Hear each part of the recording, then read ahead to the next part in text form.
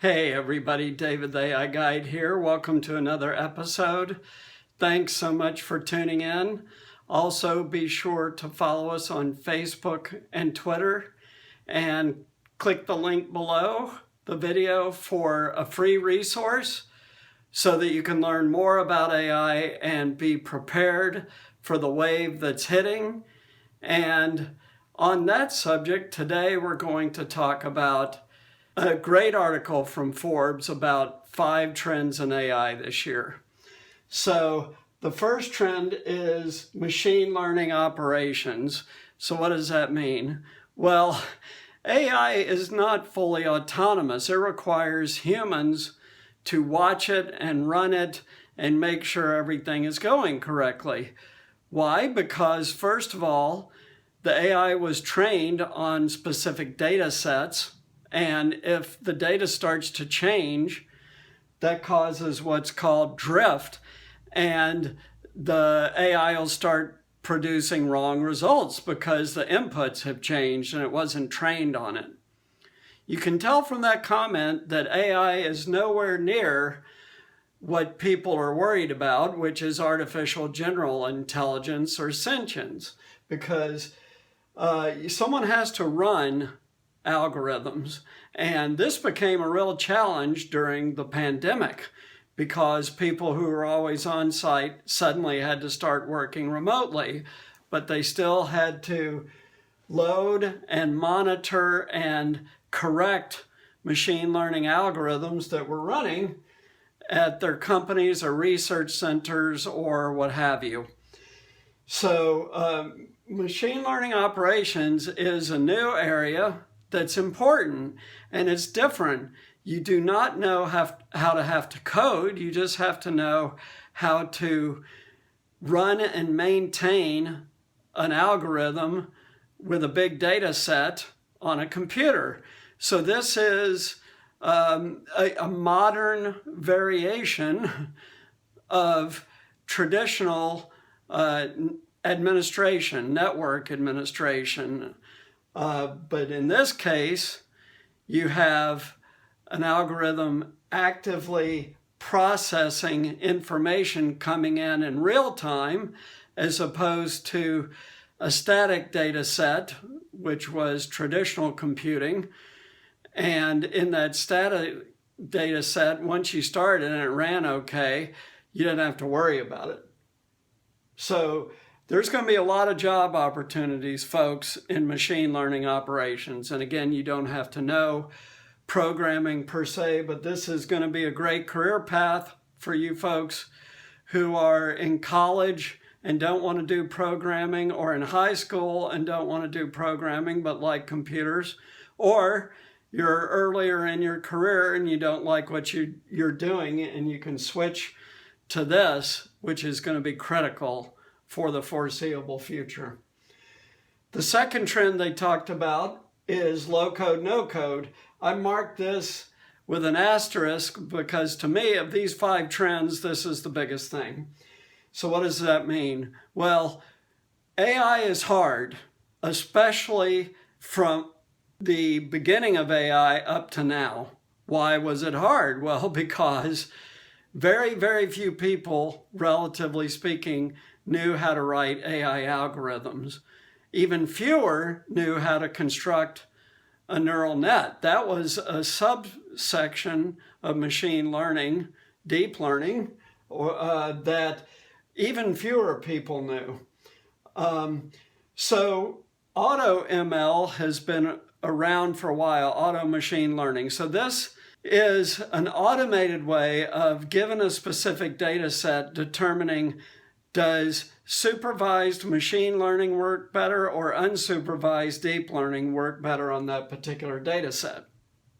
When we say it's been around for a while, we're talking 5 years max, but in the exponential phase of AI that we're now in, 5 years is a long time. Each year, huge progress is made, and the huge progress and new trend is low code, no code, which means no programming. This is a complete breakthrough. This means that a business person can construct an AI use case without knowing programming and make it work.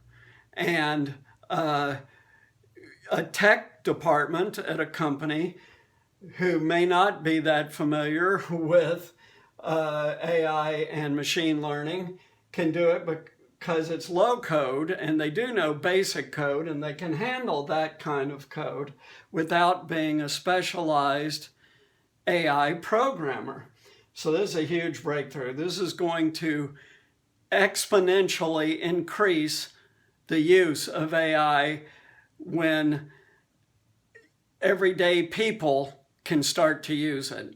And in fact, if you watch the interview I did recently with Professor Krentz from UCSB, she talks about the need for people to look for patterns in data sets even without any machine learning, that this is a critical need because there's so much data now.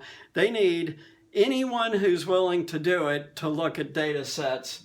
And with low code, no code, you can even introduce AI into your process to review data sets and help researchers come up with the breakthroughs that they're trying to come up with, for which you will get credit and standing in the industry. So this is another great path, is to use low code, no code to analyze data sets.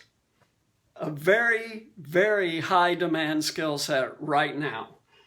The third trend is advanced pre-trained models, and they specifically talked about GPT-3, which we've talked about, as a breakthrough pre-trained language processing module. So now people are using GPT-3 to run their chatbots. They're using it to generate emails responses automatically without people having to answer emails. There's an infinite number of ways in which GPT-3 can be used, and it is a prime example of these advanced pre-trained models, because you get it, you plug it into your API, which means interface it with your data, and it's off and running, no programming required. Again, sort of another variation of low code, no code, but different, because in low code, no code, you're starting up an AI use case from scratch, whereas with an advanced pre-trained model, you're buying something off the shelf software like Excel that works. Another huge breakthrough. Trend 4 is GANs,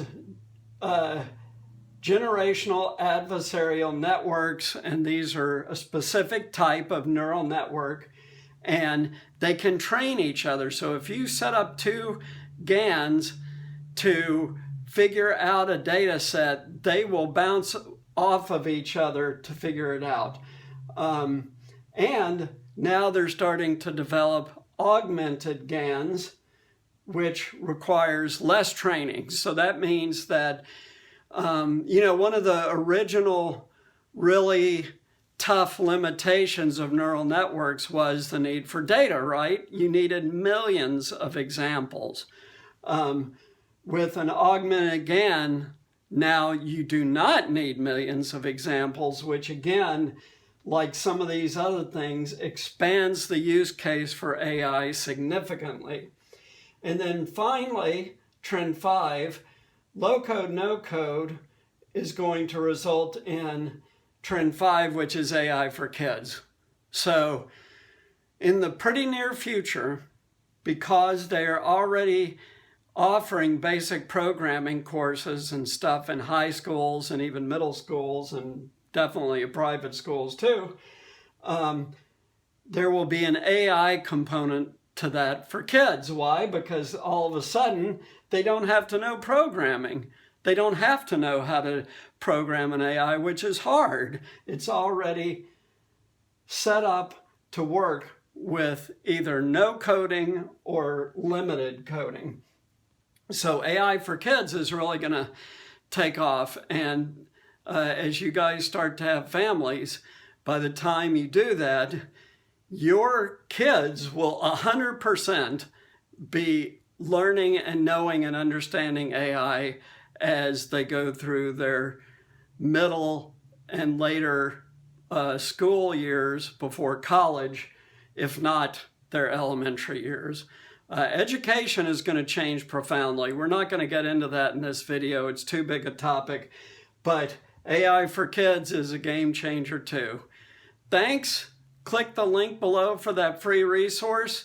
Below that will be a link for this Forbes article. Also, please support us by liking, sharing, subscribing, and support us on Patreon, because a modest amount each month keeps our programming not only going, but growing, and it can help it grow quickly to do more and more interesting things like interviews, live casts from AI events, and also conferences. So please support us on Patreon. Thank you. Take care. Bye.